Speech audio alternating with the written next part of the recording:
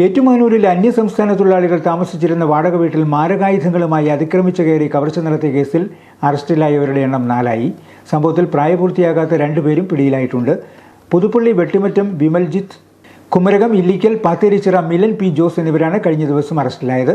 West Bengal സ്വദേശി ബാക്കിർ മണ്ടാൽ, പാമ്പാടി സ്വദേശി മിഥുൽ രാജ് എന്നിവരെ പോലീസ് നേരത്തെ അറസ്റ്റ് ചെയ്തിരുന്നു.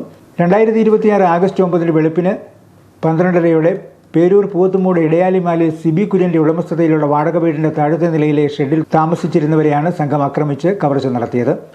ശനിയാഴ്ച ദിവസങ്ങളിൽ അന്യസംസ്ഥാന തൊഴിലാളികൾക്ക് ഒരാഴ്ചത്തെ കൂലി ഒരുമിച്ച് ലഭിക്കുമെന്നറിയാമായിരുന്ന ഒന്നാം പ്രതി ബാക്കിർ മെൻഡൽ പരിചയമുള്ള മലയാളികളടക്കമുള്ളവരുമായി ചേർന്നാണ് കവർച്ച ആസൂത്രണം ചെയ്തത്. ഒന്നാം പ്രതിയുടെ നേതൃത്വത്തിൽ പ്രതികൾ മാരകായുധങ്ങളുമായി ഷെഡിനുള്ളിലേക്ക് അതിക്രമിച്ചു കയറി അവിടെ ഉണ്ടായിരുന്നവരെ ദേഹോപദ്രവം ഏൽപ്പിക്കുകയും ആയുധങ്ങൾ കാണിച്ച് ഭീഷണിപ്പെടുത്തുകയും ചെയ്താണ് കവർച്ച നടത്തിയത്. ആക്രമിച്ച് ഭീഷണിപ്പെടുത്തി തൊഴിലാളികളുടെ കൈവശമുണ്ടായിരുന്ന 65,500 രൂപ, ഏകദേശം 1.5 ലക്ഷം രൂപ വിലമതിക്കുന്ന 16 മൊബൈൽ ഫോണുകൾ, 5 ATM കാർഡുകൾ എന്നിവ സംഘം കവർന്നെടുത്തിരുന്നു.